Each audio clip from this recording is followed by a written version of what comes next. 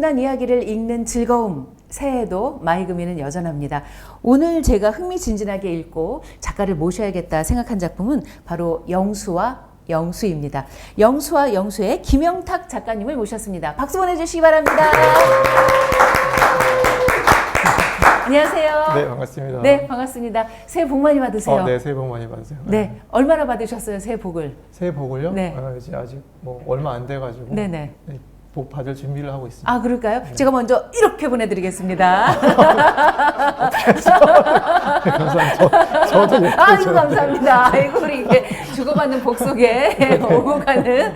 예, 정, 뭐 이렇게 네, 되네요. 감사합니다. 예, 영수와 영수의 김영탁 작가님이라고 소개를 해드렸지만 네. 소개할 내용이 더 많은 분이기도 해서 오늘은 직접 우리 구독자들을 위해서 소개를 해주시면 어떨까 싶습니다. 예, 저는 그 영화 일을 하면서 틈틈이 소설도 쓰고 있는 김영탁입니다. 네, 반갑습니다. 영화 감독님이십니다. 아, 네. 네, 그러니까 대중에게 알려진 건 어느 쪽이 먼저였어요?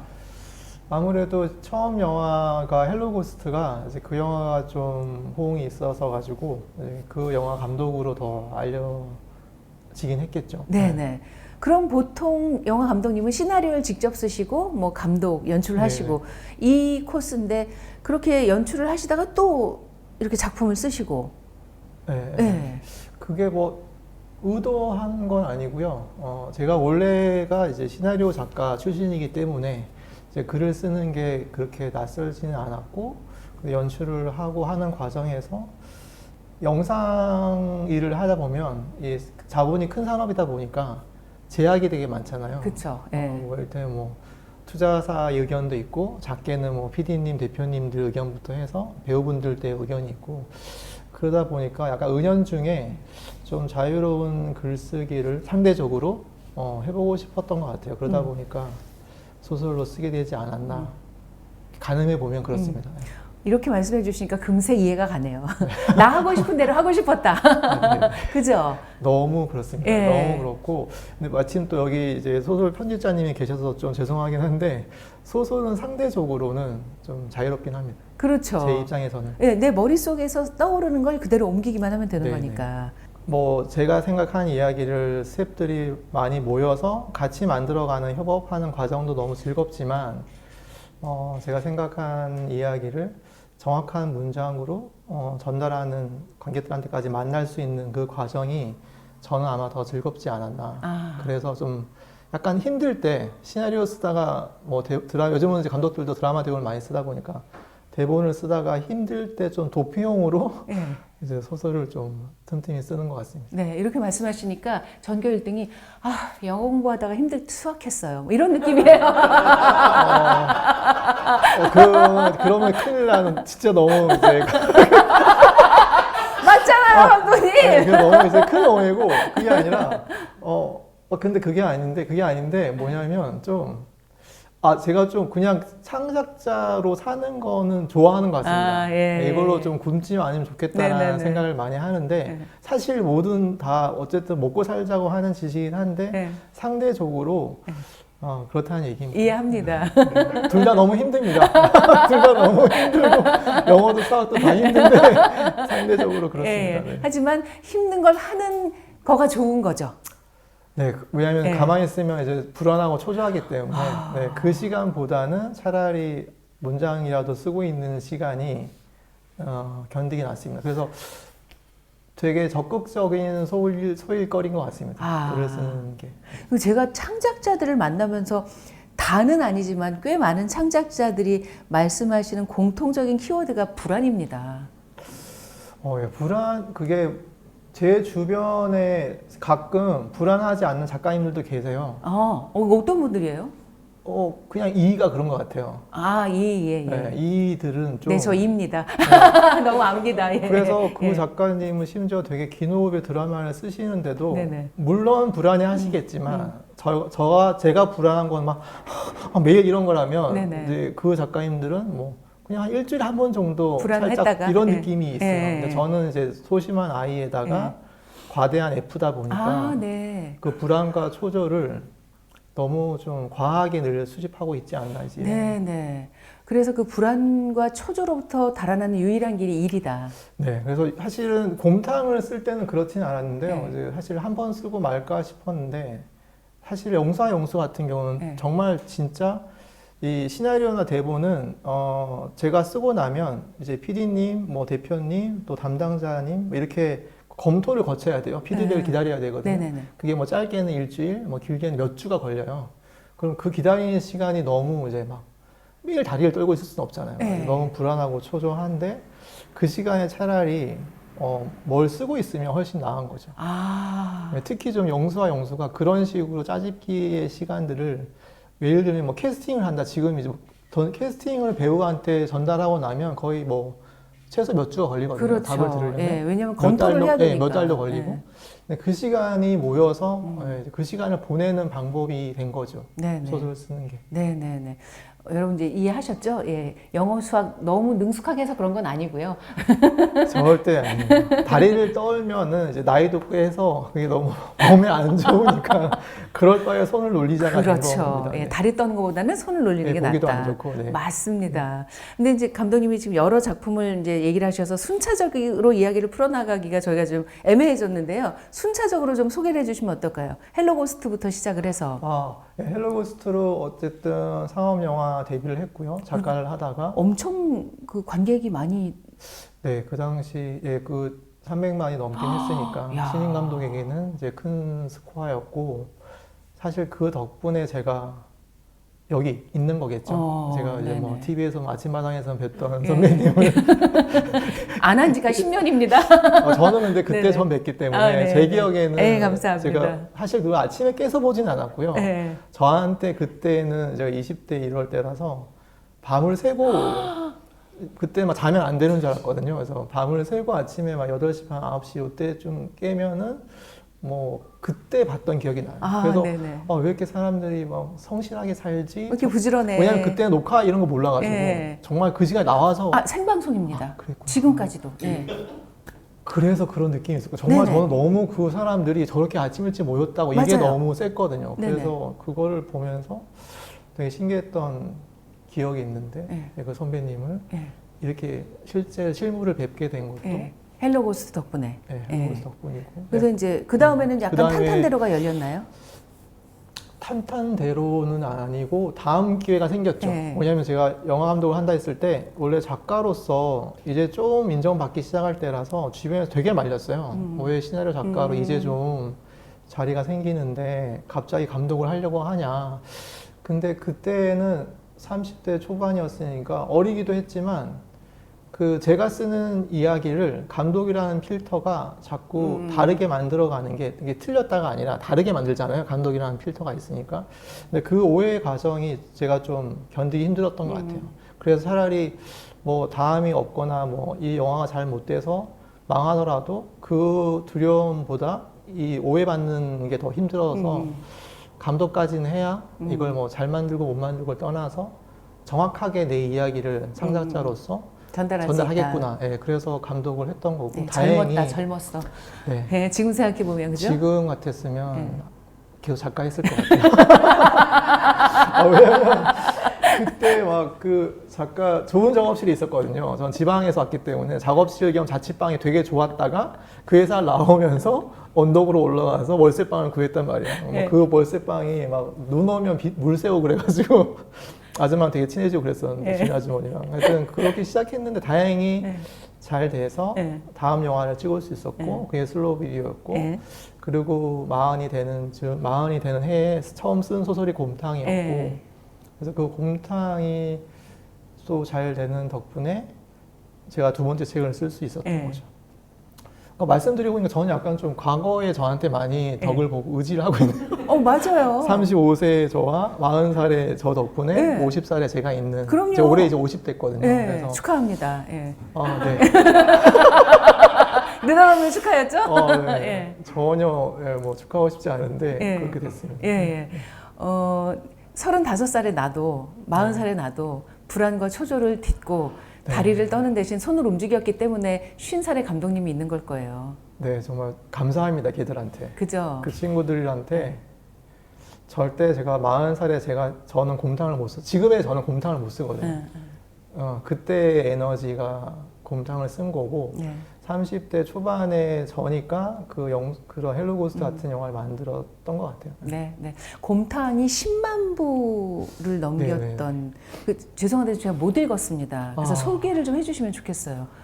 이 무너지는 표정은 뭐죠? 책을 가지고 올 거예요. 아니요, 책을 가지고 올 거예요. 아닙니다. 제가 읽을게요. 제가 의외로 SF를 좋아합니다. 곰탕은 그게 어떤 이야기지? 곰탕이 저기 쓰신 분 맞으시잖아요. 네네. 곰탕을 제가 지금 이제 드라마 하고 있는데 네네. 제가 대본을 쓰면서 너무 데워가지고 곰탕한테 한 6년을 거의 지금 매달려 있거든요. 그래서 저기 원작자 아니세요?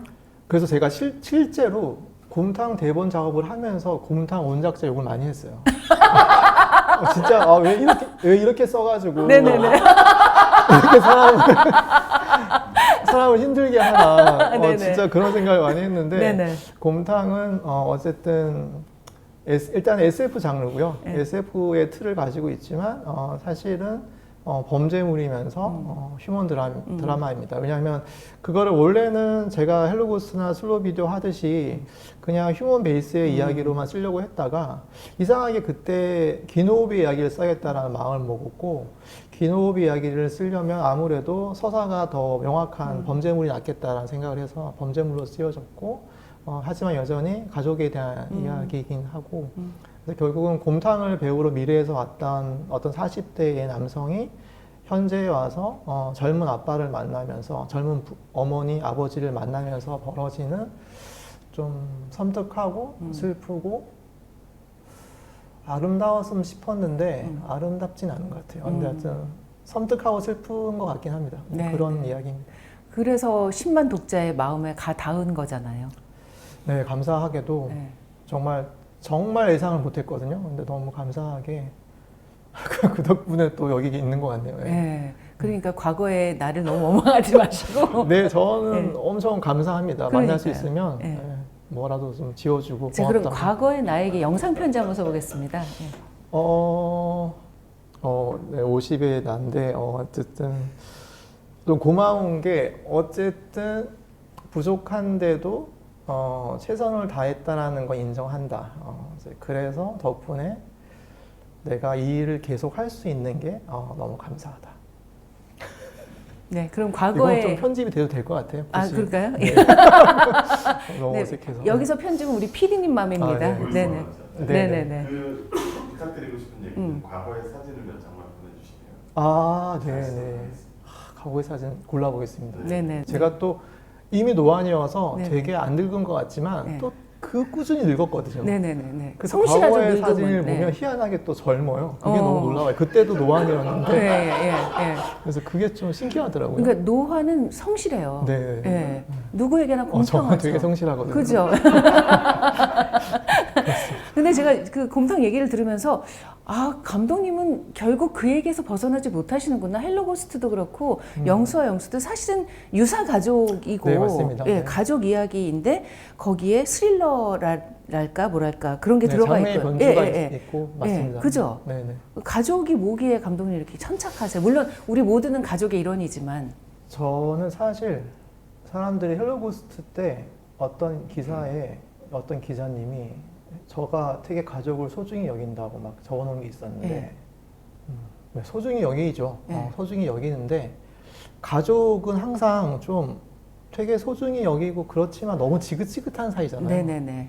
너무- 사실 너무- 속마음은 네네, 너무 치가 떨리는 사이인데 네. 가족한테 전화 와서 반가운 사람 있나요? 뭐지? 왜 전화했지? 이렇게 되잖아요, 가족은. 저는 이제 엄마 전화 오면 네. 일단 제 기분부터 살피거든요. 네. 기분이 안 좋으면 안 받습니다.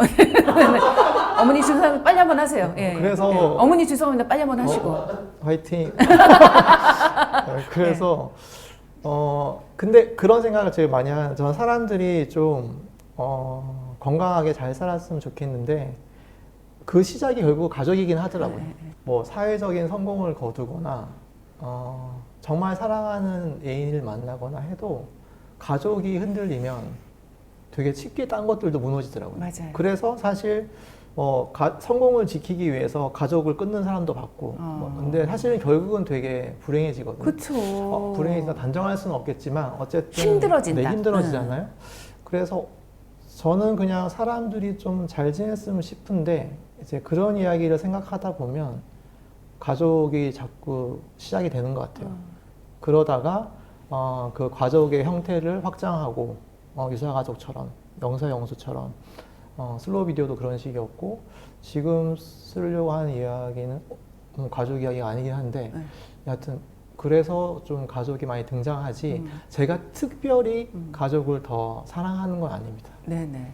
뭐 굳이 여쭤본 적 없는데 그 얘기를 이렇게 강조를 안 하셔도 될 것 같습니다. 예, 예, 아니, 예. 그런 오해를 너무 많이 받아서 네네네네네네네. 엄마 사랑하는데 우리 엄마 사랑하는데 이제 와서? 갑자기? 네, 저희 네네. 엄마를 너무 사랑하죠. 예, 그럼요. 네, 예. 저희 어머니 장수한다 하시더라고요. 네. 네네. 오래 잘 모시겠습니다. 네네. 네. 꼭 그러셔야 돼요. 네, 그럼요. 네네. 이거 제가 편집해서 빼면 큰일 나는 거죠. 네, 그럼요. 이거는 편집하지 말아주세요. 꼭 넣어주시기 바랍니다.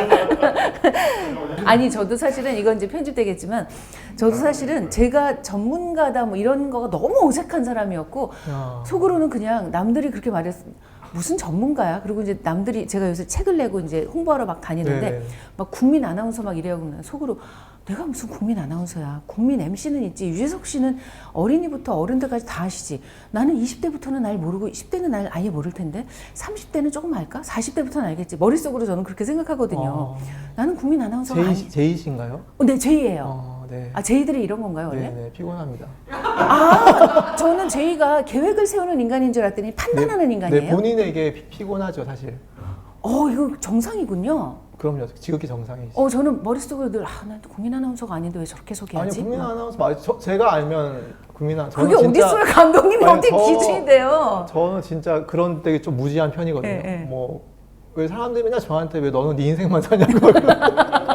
진짜 너무 마음에 든다. 외국에 관심이 잘 없어가지고. 내 인생만 사는 거 너무 좋아요. 근데 이제 뭐 욕바가지가 되죠. 욕을 많이 먹고. 네네. 뭐 이제 뭐 촬영 끝난 친구가 전화해서 뭐 촬영 시작한다며? 막 이러고. 막 대학교 때 머리 자르고 온 친구한테 야 너는 긴 머리가 어울린다 막 이러고. 네네. 눈치는 조금 없으시구나. 눈치가 없습니다. 예. 네, 맞습니다. 한국에서 눈치가 있어야 편한데. 네, 근데 제이들이 좀 눈치가 없을 상황이 많이 처하죠. 자기한테 너무 생각이 많고. 아닙니다. 저는 굉장히 눈치가 사회적으로는 발달해 있고 대신 불필요할 때 눈치를 안 봅니다. 선배님 근데 그거는 한번 확인해 보셔야 될 거예요. 제이가 아니에요, 그러면? 왜냐면 본인이 눈치를 본다고 해서 꼭 본다고 할 수 없거든요. 상대방이 느끼기에 이제 눈치를 봐주는 여기서 게 바로 확인해 볼게요. 눈치 없어요, 제가? 없나 봐. 나 바로 확인했어. 나 눈치 없나 봐요. 이제 알았어요. 네. 굉장히 늦게 알았네요. 예. 좀 빨리 아셨으면 좋았을 텐데. 네네. 눈치가 없는 게 아니라 네. 마이웨이 같은 마이웨이 눈치 있죠. 있고, 예, 그다음에 마이웨이예요. 주의를 그러니까 필요한 부분에는 되게 살피시지만 네. 그 외에는 안 살피는 맞아요. 맞아요. 경향이 있어요. 그러니까 저는 사실 아까 감독님이 아침마당에 생방송인 줄 몰랐는데 세상 밤바닥에 살고 계시구나. 그러니까 너무 오늘 죄송합니다. 아니에요. 오늘 이 자리는 감독님도 자신에 그건 정말 대해서 대단한 방송이었는데. 그죠? 지금 생방송이에요. 그거를 어떻게 생방을 아침마다 모여서 하죠? 다 4시, 5시, 6시에 다 모여요. 아, 그 세트 만드시고 이런 분들은 막 4시부터 일하시고요. 저희 같은 사람들은 5시부터 모이고 방청객이나 뭐 출연자들은 6시부터 모이고 다 그래요. 너무 대단한 방송이었네요, 네네. 진짜. 그죠? 훌륭합니다. 네. 10,000회를 했어요. 10,000회가 지났어요. 지금도 하고 있지 않나요? 지금도 하고 있어요. 예. 어쨌거나 오늘 감독님과 저는 세상에 대해 그리고 자기 자신에 대해 좀 더 알게 되는 시간인 것 같습니다. 네, 제가 너무 큰 걸 깨달았네요. 네, 저도요. 아침마당에 생방송이었다니. 저는 제가 눈치가 없었다니 이걸 알게 되었습니다. 네네. 어쨌거나 이제 영수와 영수 얘기로 들어가 네. 보면 일단 영수와 영수라고 저희가 계속 발음을 하면 이제 보시는 분들이 힘드시니까 다른 곳에서 하신 인터뷰에서 이제 조금 영감을 얻어보면 영수와 제로수 정도로 네네. 표현하는 게 좋겠죠. 영수와 제로수라는 제가 이런 말을 하면 여러분이 짐작하시겠지만 이건 복제인간 얘기입니다. 그렇죠? 네.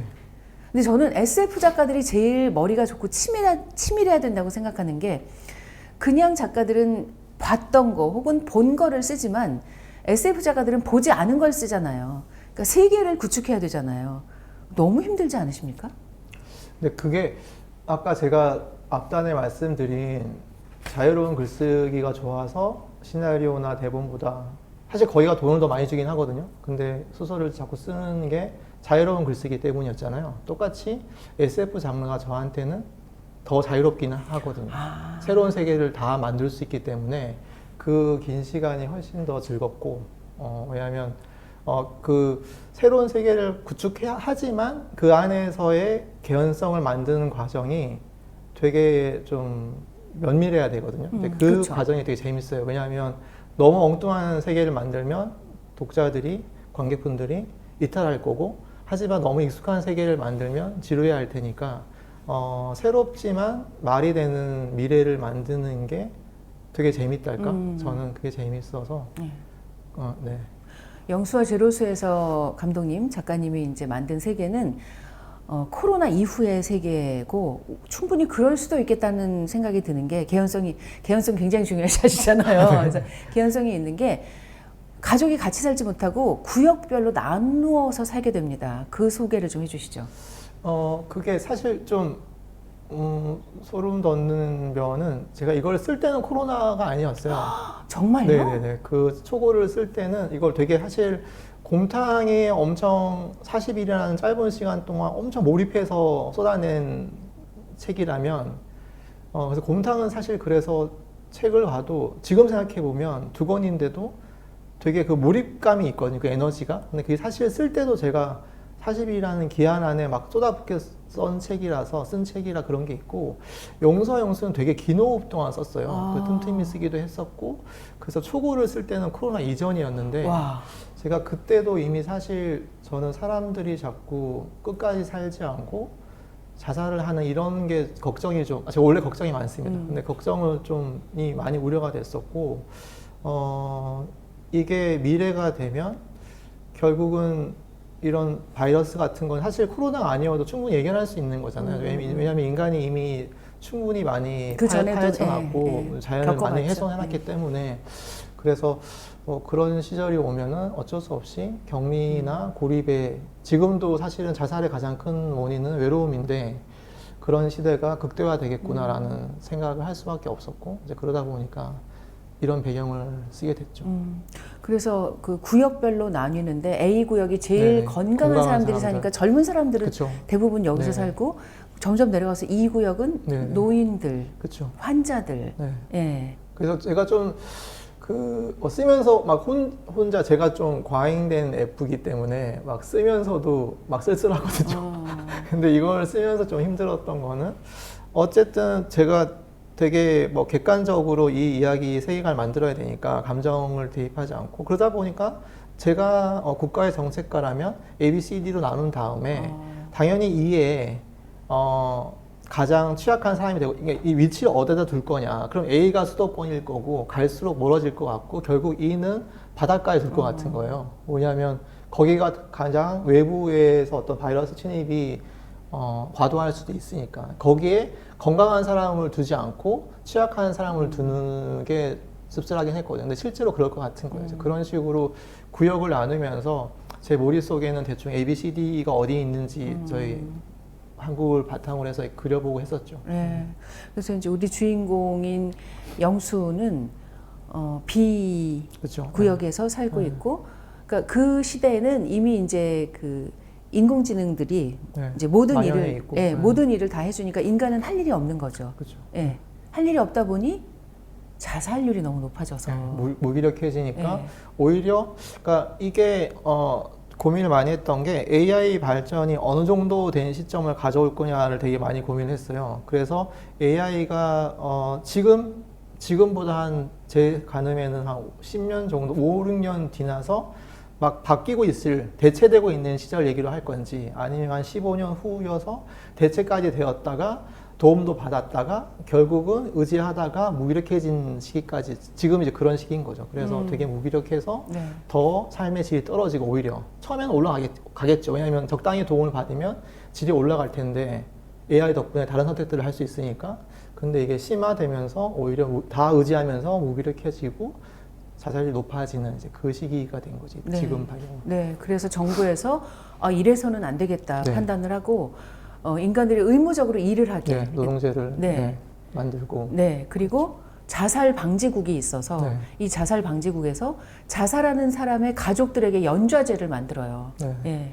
그것도 뭐 사실 자살 방지국은 지금 말만 밖에 없을 뿐이지 비싼 단체가 이미 있잖아요. 자살을 계속 고민하고 예방하는 단체들이 있긴 한데 자살 방지국이란 정말 국가 지원이 많은 단체가 생긴 거고 정보 산하에 생긴 거고 사람들이 그걸 해도 자살을 법으로 금지해도 죽으면 그만이니까 그 책임을 그거를 제로 인식하고 제 책임을 타인한테 가족들한테 묻는 거죠. 그래서 예전에 정말 조선시대에나 있던 연좌제가 다시 등장하게 된 되게 아이러니한 상황인 거죠. 네, 미래에도 네. 그럴 수 있다. 이렇게 해서 우리 주인공이 좀 이제 힘든 상황이 되고 하여간 우리 주인공 영수는 처음부터 죽고 싶어 합니다. 네. 예. 실행에 옮길 궁리를 매일매일 하는 그렇죠. 거죠. 가기 싫다로 네. 시작하니까. 예, 예. 가기 싫고 하여간 어떻게 실행에 옮길까를 모든 사물을 보면서 고민하고 고안해내고 이러다가 마침내 복제 인간을 만들어서 왜냐면 내가 죽으면 또 내 연좌제를 그죠? 네. 예. 여기 이제 나오는 기트. 가족들이 피해를 받으니까. 그래서 내가 없어져도 나를 대체할 존재가 있으면 되잖아. 그쵸. 그래서 네. 복제 인간인 제로수를 만들게 되는 겁니다. 네. 근데 여기서 변수는 기억이에요. 네. 그래서 저는 그 기억을 보면서 이터널 선샤인 생각했거든요. 네네. 저도, 네. 너무 좋아하는 영화입니다. 그죠? 네. 네. 거기서도 기억이 무엇이지? 짐 캐리가 너무 젊었을 때. 그죠? 네, 네. 그리고 사랑은 기억일지 몰라, 기억은 사랑일지 맞아요, 몰라 맞아요. 이런 네, 느낌이 네, 들잖아요. 근데 실은 이 작품도 다 보고 나면 삶은 기억인가? 이런 생각이 저는 들었거든요. 네네. 예. 이게 이제 복제인간 이야기를 하다 보니까 지금 이제 선생님 말씀하시는 것대로 되게 제가 번아웃 온 상태에서 제가 살기 싫으니까 근데 딱 이제 죽음을 생각할 때마다 제가 이제 너무 사랑하는 엄마가 그렇죠. 예. 신경이 쓰인단 네, 말이죠. 한 번 더 말씀하세요. 엄마 사랑합니다. 네, 예. 엄마가 너무 사랑해요. 네, 그래서 그러다 보니까 제 인생을 대체할 사람이 필요해서 이제 복제인간을 데리고 온 거잖아요. 그럼 저는 이제 몰래 싹 아웃돼야 되는데 이 복제인간조차도 나를 닮았다 보니 자살 시도를 또 하는 거죠. 그러니까요. 그래서 너무 신기했어요, 그게. 그거를 살려야 되는 이야기를 해야 되는데 그러다 보니까 복제인간과 그럼 인간의 차이가 뭘까? 그러다 보니까 또 인간을 규정하는 건 뭐지라는 생각을 하게 됐어요. 그러니까 그거는 어떤 스토리텔링을 위해서 만들어 놓은 스토리가 아니라 그냥 이 소재를 택하면서 당연히 다뤄야 될 거가 되면서 인간을 규정하는 게 여러 가지가 있겠지만 제가 선택한 거는 기억이지 않을까. 사람이 본인을 규정하는 거는 기억이기 때문에 결국은 이제 기억을 다루는 이야기로 흘러간 것 같아요. 기억으로 따지면 이터널 선샤인데 그또 메멘토 모리도 그렇죠. 있었고 그러네요. 네, 네. 메멘토. 메멘토도 있고 예. 그렇죠. 그죠? 네. 그러니까 기억이 말씀하신 대로 인간을 규정짓는 가장이라고 할 수는 없을지 몰라도 꽤 중요한 요소인가 봐요. 그렇죠. 이제 저도 나이가 드니까 제 주변의 친구들, 뭐 이제 어머님이나 아버님이 약간 이제 치매기가 네네. 생기는 어르신들이 계신단 말이죠. 그러면 사실 제일 슬픈 일이 이제 자식들을 기억 못하기 시작하고 나중에는 본인이 누군지 기억 못하시잖아요. 이제 그런 거를 생각했을 때도 기억이 장악하고 있는 인간을 장악하고 있는 이제 힘이 크구나라는 생각을 하긴 합니다. 그러게 말입니다. 그렇게 해서 영수와 이제 영수의 복제 인간인 제로스가 등장을 하고 거기에 이제 두 명의 인물이 더 등장을 합니다. 근데 그것까지 제가 이제 파고 들어가면 너무 스포가 될 것 같으니까 예. 이 작품을 통해서 감독님, 작가님이 하고 싶은 얘기는 뭐였어요? 사실 그런 게 좀 있어요. 그러니까 조금 긴 얘기가 될 수 있는데 사실 가기 싫다라고 시작하긴 하지만 제 입장에서는 뭐 쓰기 싫다나 살기 싫다였을 거예요, 원래는. 근데 독자분들을 생각하면 가기 싫다라는 시작이 제일 적절해 보였는데 사실 저는 어디든 가고 싶긴 하거든요. 왜냐하면 제가 대학교 때는 제가 생활비 학비를 벌어야 됐기 때문에 안 해본 알바가 없긴 한데 저는 4학년 2학기부터 이제 작가로 시나리오 작가로 영화 일을 시작하면서 쭉 그냥 작가 감독 지금은 소설도 쓰고 이런 일만 했어요. 그래서 매일 어디 가는 출퇴근이 있는 직장인을 엄청 부러워하거든요. 그래서 맨날 그 골방에 갇혀서 창문 밖으로 누가 출근하는 거 보면 너무 막 부러워요. 막. 그래서 사실은 제가 사는 삶과 되게 다른 제 독자나 관객들은 다른 부류의 사람이라 생각을 되게 많이 하게 되거든요. 그러다 보니까 그냥 글을 쓸 때 되게 막연하긴 한데 솔직히 그냥 사람들이 잘 지냈으면 좋겠어요, 저는. 그게 되게 커요. 그러니까 어떤 글을 쓸 때 영수와 영수도 뭐 더 디테일하게 말할 수 있겠지만 그냥 잘 지냈으면 좋겠다. 이런 게 되게 커요. 그래서 헬로고스트 같은 경우는 그럼 사람들이 어떻게 하면 잘 지낼까라는 생각을 하다 보면 헬로고스트로는 혼자가 아니에요. 뭐 이런 얘기를 하는 거고 슬로우 비디오를 할 때는 당신들이 다 주인공이에요. 이런 얘기를 했고 근데 그러고 나니까 또 이 주인공이라는 워딩이 너무 부담스럽나? 이래서 또 곰탕 쓸 때는 당신의 인생을 혼자 책임지려고 하지 마요. 뭐 이러는 걸 쓴 거고 그리고 영수와 영수 때는 복제인간까지 끌고 와서 당신의 짐을 혼자 나눌 생각하지 마라. 그러니까 사실 복제인간은 없잖아요. 그거 엄청 비쌀 거예요, 진짜. 있다면. 네, 있다면. 그래서 그거를 사긴 힘들겠지만 사실 저희가 내부에 되게 또 다른 면면들이 있잖아요. 사실은 그래서 막 타인과 연대하고 이런 거 너무 소중한데 이제 코로나 시국도 이미 왔고 사람들이 이 시기를 지나면서 격리되고 고립되는 거에 대한 학습이 됐기 때문에 앞으로 더 이제 고립되고 격리되는 거에 대해서 낯설어하지 않을 거예요. 그러면 더 혼자가 될 텐데 그럴 때 사람들이 결국은 스스로와 연대하는 법을 익혀야 잘 지내지 않을까라는 생각을 했어요. 그래서 지금은 이제 복제인간이라는 가시화된 등장인물이 나오지만 사실 그냥 일상에서는 그냥 제 속에 있는 또 다른 저와 그러니까 조금은 더 웃긴 저도 있을 거고 저 안에는 물론 뭐 누구와 비교해서 더 웃기진 않을 수 있죠. 근데 그 안에서 자기들을 계속 꺼내서 좀 힘들 때는 좀 웃긴 저를 꺼내고 그리고 뭐 오늘 잘 안 풀리면 뭐 예전에 저를 꺼내서 또 그렇게 해서 계속 좀 본인과 연대해서 잘 지냈으면 좋겠다 뭐 그런 생각을 했던 것 같아요. 야, 이거 한 걸음 더 나아간다. 왜냐면 제가 이제 요즘 공감에 관하여라는 책과 모두 행복해지는 말이라는 책이 선생님 되게 많이 썼네요. 많이는 아니고 이제 두 권이 동시에 나와서 이제 그런 착시를 불러일으킨 그죠? 건데요. 네. 예. 저도 빨리 내겠네요. 아니에요. 그렇지 않습니다. 그렇지 않습니다. 어쨌거나 제가 말하는 건 선한 사람들의 느슨한 연대거든요. 네. 제가 좋아하는 분이 그런 말씀을 해주셔서 그게 참 좋다. 나도 그렇게 살고 싶다. 이런 생각을 했거든요. 근데 거기서 한 걸음 더 나아간 것이 우리 감독님, 작가님이 말씀하신 나와 나의 연대겠네요. 그냥 제가 혼자 일해서 그런 것 같아요. 그러니까 제가 그냥 골방에서 혼자 글 쓰는 게 업이다 보니까 사실 저는 뭐 소방관이나 이런 경찰관들처럼 정말 사람을 구해내는 사람들처럼 뭔가 도움을 줄 수도 없고 제가 흑백 요리사 너무 재밌게 봤거든요. 제가 최양호 셰프님 너무 좋아요. 네네네. 근데 그저께 그 최양호 셰프님 말을 듣고 막 울었거든요. 뭐라고 하신? 예. 그 자기 요리를 나만을 위한 요리를 만드셨는데 그걸 만든 이유를 얘기하시는 너무 막 와닿는 거예요. 그러니까 뭐라고 하셨어요? 우리 못 봤으니까. 예. 그 스포가 돼서 이게 너무 스포네 이미. 역시 감독님이어서 그것까지 생각을 하십니다. 여하튼 네.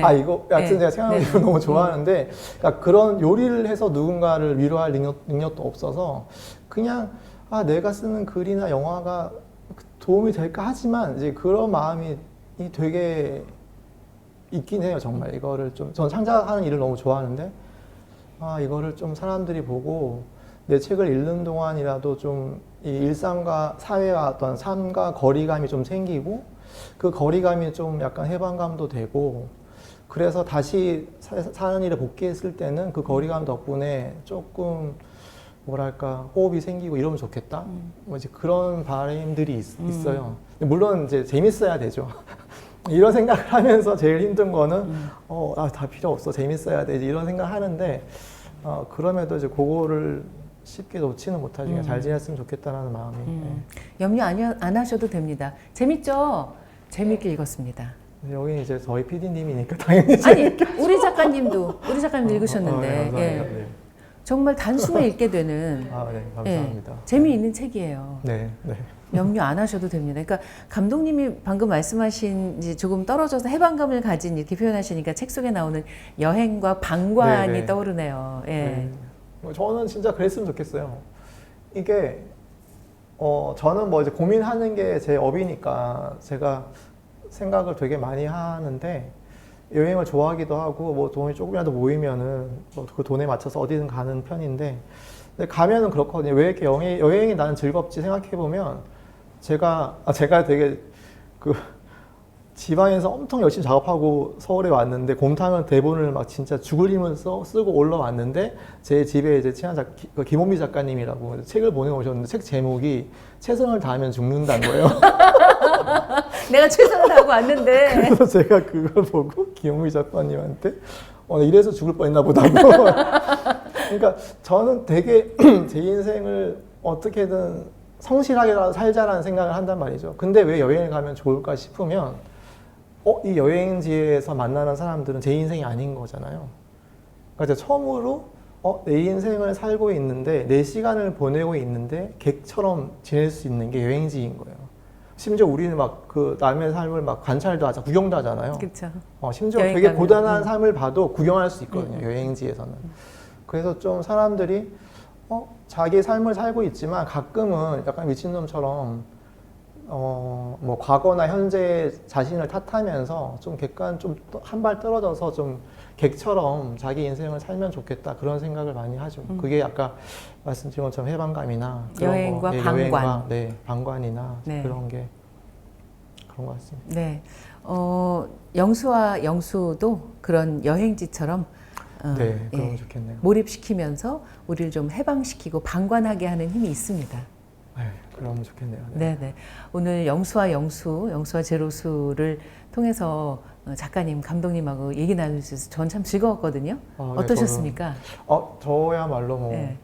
어쨌든 제가 너무 떠들지 않았나 싶은데 네. 근데 이상하게 좀 편안하게 얘기한 것 네. 같습니다. 편안하게 역시 전문가님이 이끌어 주셔가지고 잘 얘기했고 하여튼 감사한 자리였습니다. 저도 감사했습니다. 네. 우리 구독자 여러분께 끝으로 인사 한번 해주시겠어요? 네, 제가 사실 좀 말을 막 이렇게 조리 있게는 못해서 사실 제가 이 책을 쓴 이유는 작가의 말에 가장 잘 조목조목 정리되어 있습니다. 그래서 그걸 참고하시면 좋을 것 같고 저도 마이그미를 꾸준히 지금도 구독한 상태고요. 열심히 보겠습니다. 감사했습니다.